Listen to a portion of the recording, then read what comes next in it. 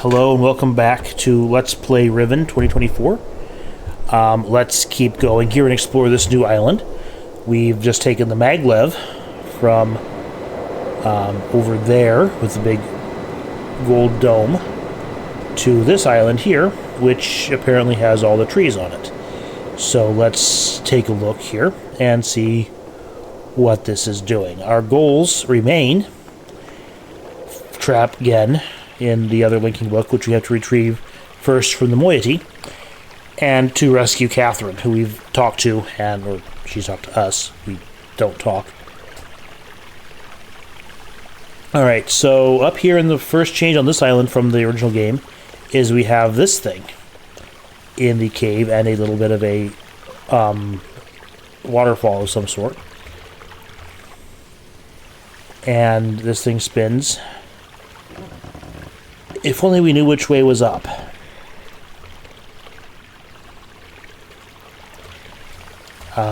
Because it seems to me that that's the kind of thing that there'd be one place to put it, and then it would do something, indicate something.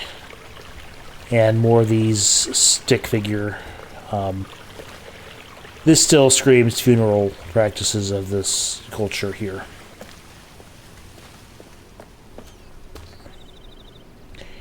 A choice. Let's go up.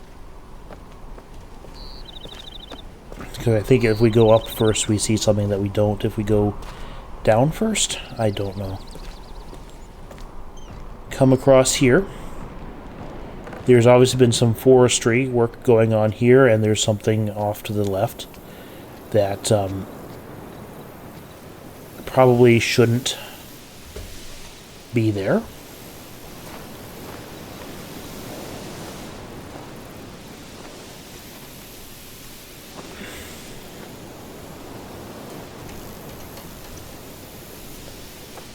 Yeah, we have a problem here. There is a massive hole in the world. And I'm thinking of the Sweeney Todd lyrics. There's a hole in the world, like a great black pit. Anyway, don't want to get a copyright strike for that. But yeah, there's a hole in reality, and it's going into that star fissure, starry expanse place. And let's stay away from that so we don't get sucked into that thing. Over here we have another one of those totems. We have some moths or butterflies or something. I would say moth because butterflies are usually more brightly colored. I think that's the main distinction, at least for the layperson. More funeral totems. And this guy here, again, with the spinning eye that we don't know which way is up. And there's an axe. Chopping down trees like this with an axe must be an undertaking. And there's a minecart. Played enough Minecraft to know where this is going. Well, it's been a while. Let's go down this way. At least there's no padlock on this gate. Looks like those bugs in the rotating room.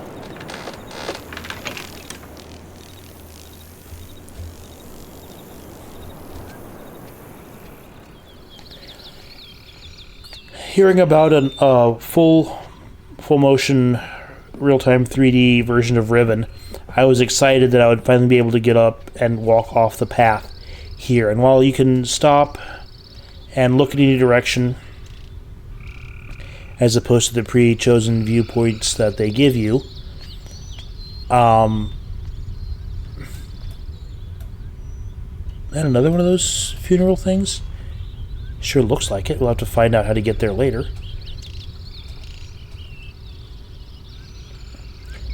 But, no, you're still trapped on these narrow pathways.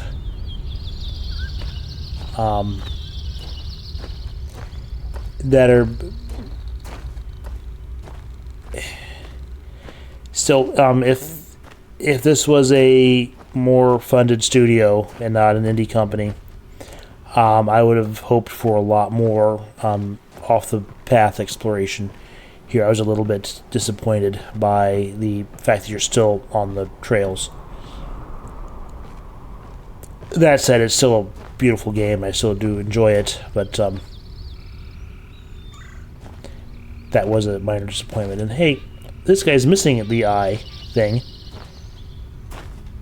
that would tell us which way is up. That has a thing in it. So,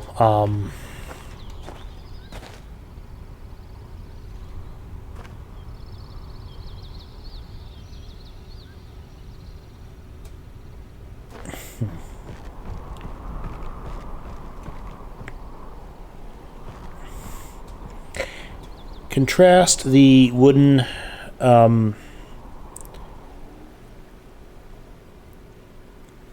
path here with wooden railings with the heavy-duty steel pipes or iron pipes, and I think you get an idea of the culture clash between Gehn and his Dunny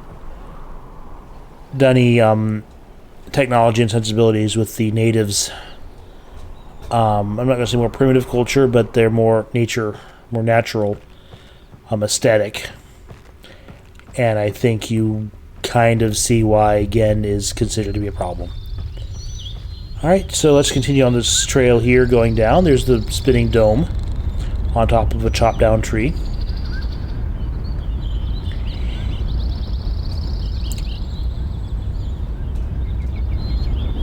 Commentary I can save for later. I think I will save it for later. Let's go this direction here. And we end up by this thing. It's the similar design as those things in the temple area on the other island, where they had little vegetable baskets next to it. And it's carved, stuck into a tree, and there's a path coming out of the tree, going to the dome.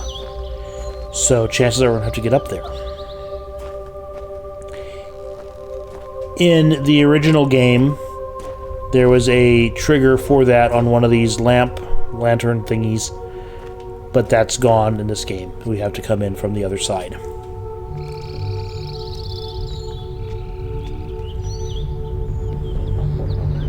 I looked for that for quite a long time and have concluded it's not there.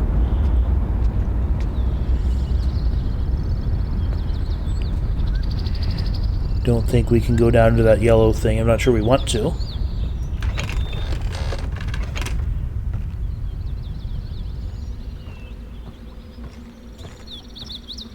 Somebody up there.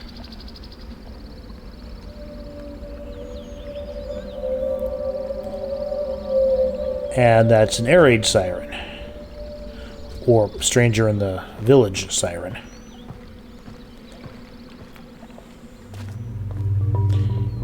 Odd passageway with blue lights. And there are these stick things. Some of them light up when you poke them. That's something I'm going to save for later. And we walk along this pathway here. And here is the Rivenese village. This is where the natives live. Their aesthetic reminds me of insect hives, like wasps, and mud daubers, that kind of thing. I think mud daubers are bugs. I don't know. It could be birds. Come over here.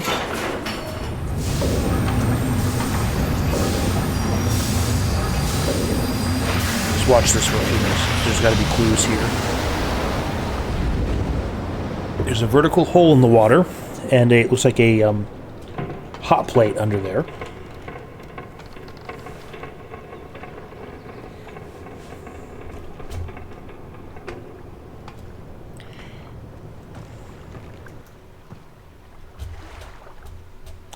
And we can come down here and walk around.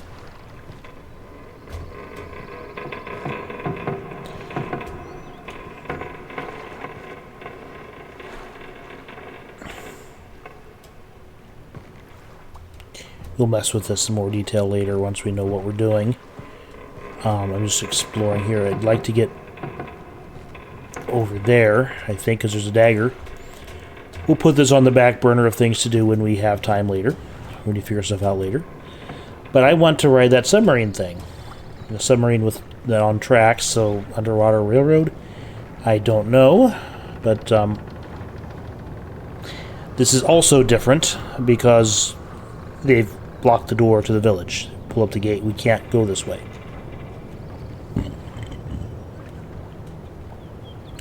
We have to find a different way into the village.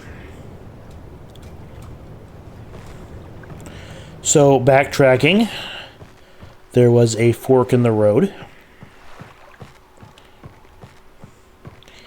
And there's also knives in the road occasionally, too. Or next to the road. So let's just keep going until we find a spoon. Yeah, so this is the way we came from the area with the dome on it. So if we go left out of this passageway and up, we're bound to see something else new. And, okay, this is the other passageway out of the harvest area. That's still worrisome. And there's still the mine cars that looks like it's rideable. But remember when we came in from the totem underground there, that there was another fork in the road, so let's go down the hill.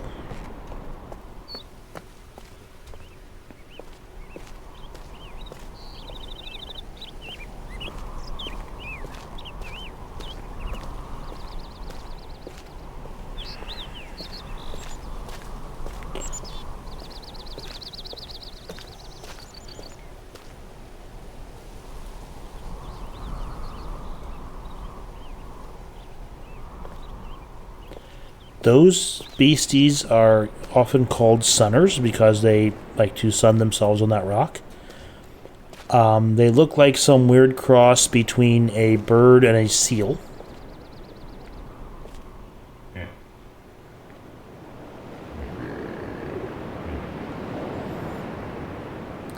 Not sure if that's an adult and a baby or a male and a female, because, you know, some seals, the males are much bigger than the females, and other species of seals the other way around. But we can spook them, and they decide to leave. Even though they're protected by a moat, and our adventure game character is allergic to water, and will dissolve in water, apparently.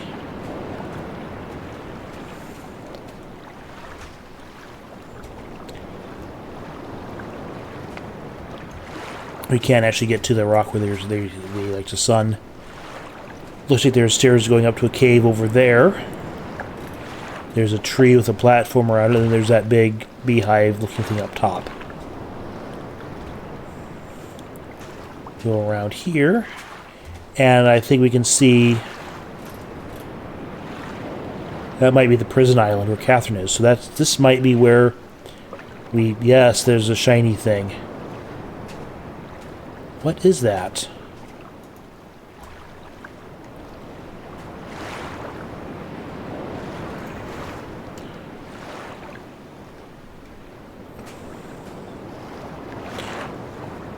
Okay.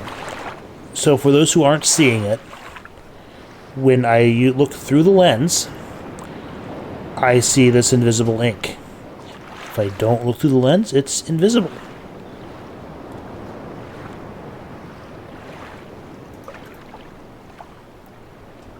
And it's held into the rock with a couple of those knives.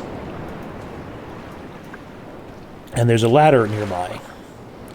And a bucket of paint that these moth things seem to enjoy.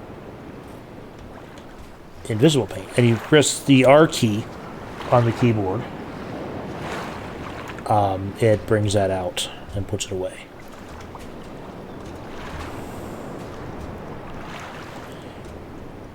And somebody has been really painting with that stuff, but we can't get a good angle on it to see. I bet if we went back over the other island and used the telescope, we could figure out what that symbol is.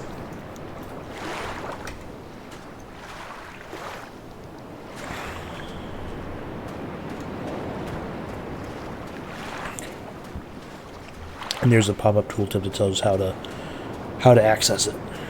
All right. Continuing up the stairs, because this doesn't go anywhere. See, I want to be able to explore the entire island like this, going off the trail. But that's just not what they delivered, and that's okay.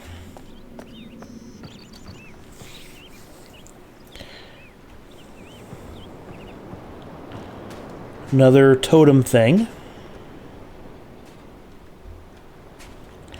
And a tree.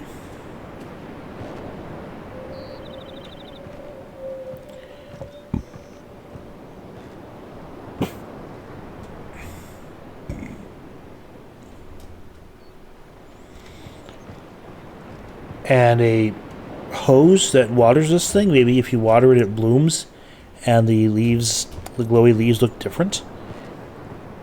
I don't know. We can trace the water pipe up to that thing up top.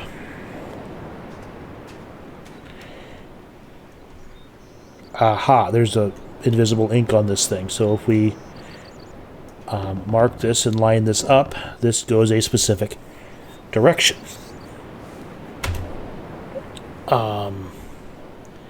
Take a screenshot of this, because that's going to be important later, and I'm not going to explain why, but that is the big puzzle of this island. Continue along here. There's a kiln for making something. I don't see how you open it to put stuff in. We get a different view of the village.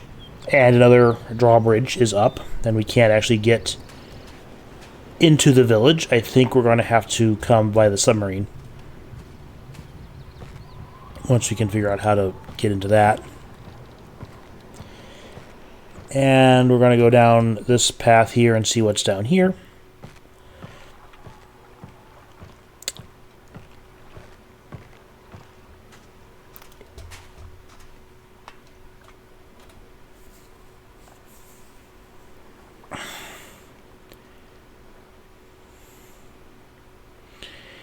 If you remember the original game, there used to be a ladder coming down from that platform that you could drop and get into one of the other walkways. It's far enough away now that you can't do that, so there's a different solution to that puzzle, and that also is very ominous. That the stuff on top there does not give me happy vibes, and there's another building up top of the cliff that we might want to get into later. So add that to the to-do list. And that's the secret to success in these Mist games, Cyan games, is you note things to come back to later when you have access or when you have more information. You don't try to solve everything at once, because usually the solutions are buried elsewhere.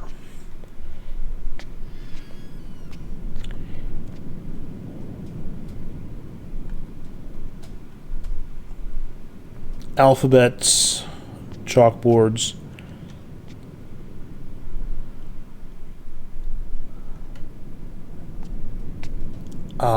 And here's one of those cage things with a pile of something in it that, like we saw in the temple. So if we give that a crank.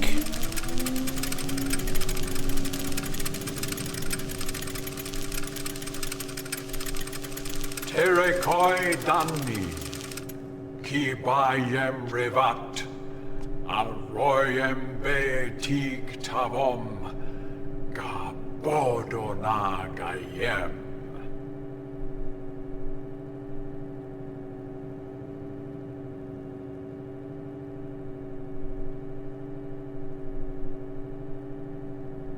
Ram.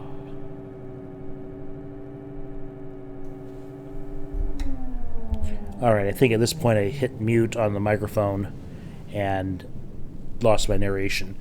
But this feels like a schoolhouse because we have, looks like erased math problems on the one blackboard. And over here on this table, we have two things of interest. The first is this sheet here, which appears to be giving us a translation between two different things. Not sure what that is at this point, but we're going to take a picture of it. And here I'm demonstrating that if you go into the notebook section from the main menu, you can see all kinds of screenshots from previous runs through the game. And it sorts newest on top. And we notice that the circle with the little pointy things in the middle of these eyes on these totems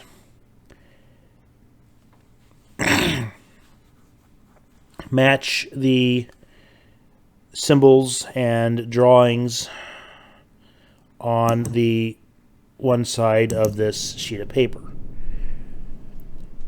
So if these are numbers, and the symbols on the right side, or on the left column, appear to match the symbols that we saw on that combination lock down by the starfisher on the first island, right when we started the game and got that steam pipe open. If those are numbers, then this is a translation sheet between two different schemes of numbers. And I'm going to guess here that the circle and chevron numbering system might be the local Rivenese numbering, and these symbols here might be the Dunny numbers. 1, 2, 3, 4, 5, 6. So every time we get that plus sign within a square, and if we count 6 every time we get that symbol, that would confirm that's a number. 4.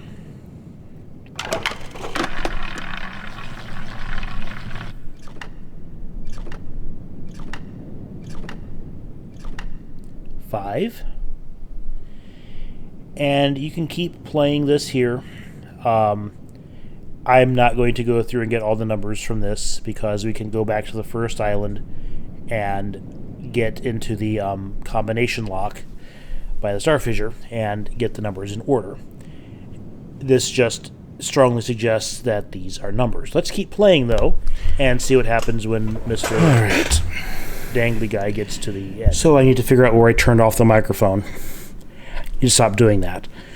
So as I was saying, you have two ways to do this. If you play this enough and figure that these are numbers, and every time you get the same symbol, 2, 3, 4, 5, 6, 7, 8, 9. Every time you get the same symbol, you get the same number.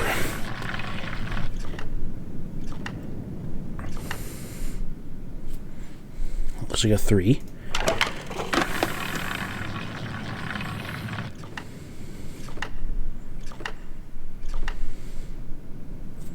That's a 4. We've had that one before.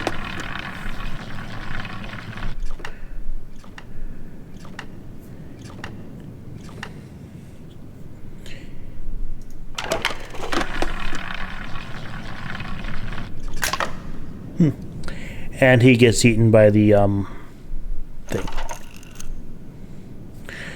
Kind of a macabre game to have in a schoolhouse, but that does seem to fit with Gehn's personality as Atris described it.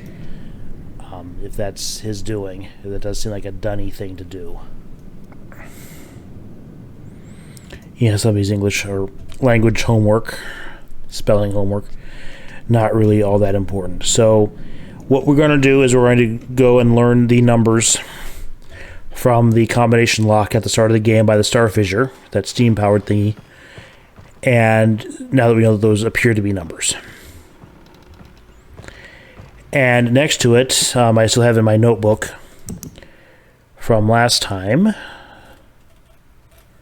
because those don't change, is the translation key between the two cultures set of numbers.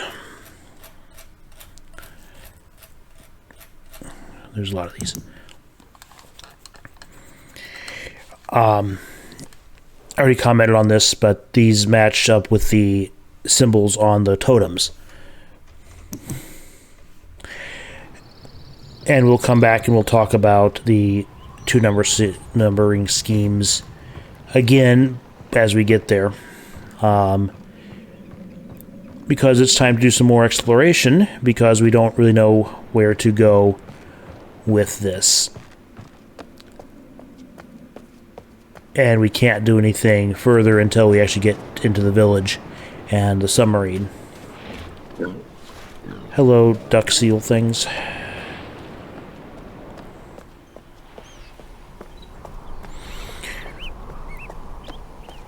And that's the way back to the maglev. But we saw a minecart up here that we haven't tried to ride.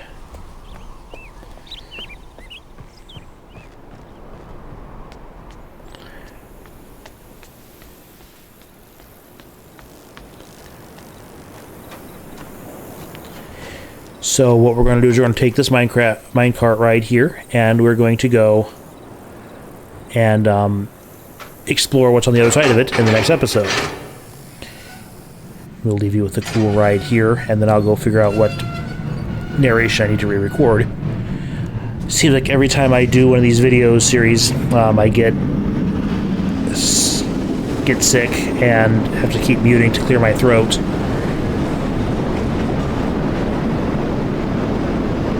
Perfectly fine beforehand. As soon as I hit stop, I'll be done. I'll be fine for a while too, but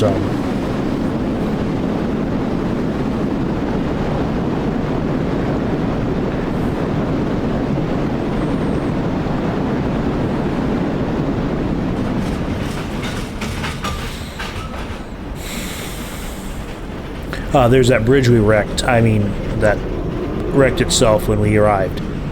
We didn't do that at all. No, not at all. Can't prove it.